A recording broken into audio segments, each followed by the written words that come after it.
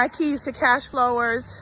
Now, you know I wouldn't pop in to make a video unless I had something good, especially not looking like I'm in the middle of nowhere.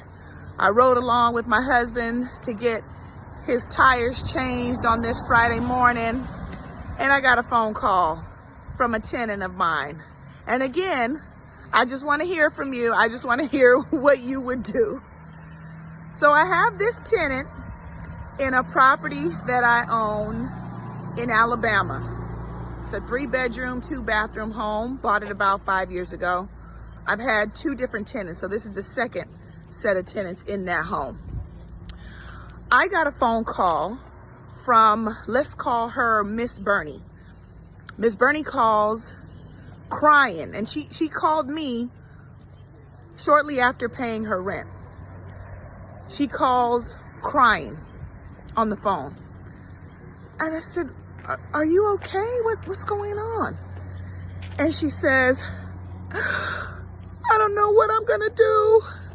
And I said, what is going on? Is everybody okay? Of course, I think somebody passed or something tragic has happened. I just don't know what I'm gonna do. The water company called me and told me that if I don't pay my water bill, I gotta move out. I'm gonna have to move out if I don't pay my water bill. And I said, you haven't paid your water bill? You've been paying rent every month on time, if not early. This month you're a little late, but I gave you some grace. I know, Miss Llewellyn, but I just haven't been paying my water bill. I just been struggling. You know, I always make sure I pay your rent, but I just haven't been paying my water bill, and my water bill is up to $1,500, and I don't know what I'm gonna do. And I said, okay, well, how long has it been since you paid your water bill?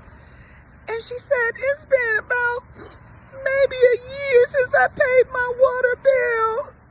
And I said, and they haven't turned it off yet?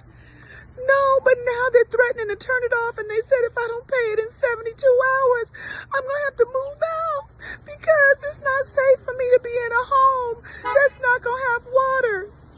It's unsafe for me to be in a home that's not going to have water. So they said they're going to have to turn it off, and they're going to have to evict me from the home. It's going to be a forced eviction. And I said, wait a minute. Do you have the $1,500 to pay your water bill? No, ma'am, I don't. My son gets a disability check in another couple days, but we're not going to have $1,500. We're going to need that for food, and I just don't know what to do. I don't know why I let it get this bad. And I said, oh my goodness, I don't know what to tell you. I really don't know what to tell you.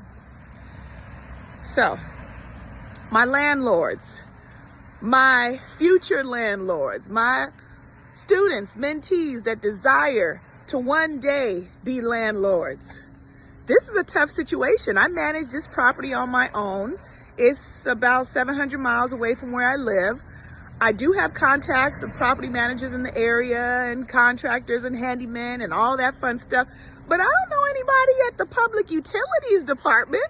I can't call anyone and say, hey, leave her water on for her. She's a good tenant. And I sure don't want her to be evicted and removed from my home. Number one, I don't want her out on the street. But number two, I don't want to have to go in that home and do the cosmetic updates and place another tenant. She's been great. What would you do? What would you do? How would you work towards resolving this situation? Would you let the sheriffs come and do a forced eviction on your great paying tenant who doesn't bother you? Would you try to find a way if you could help her with that $1,500 water bill? Would you put the water in your name and have her pay you for the water, and then the bill just remains in her name and she has to work towards paying it off? Decisions on this Friday morning.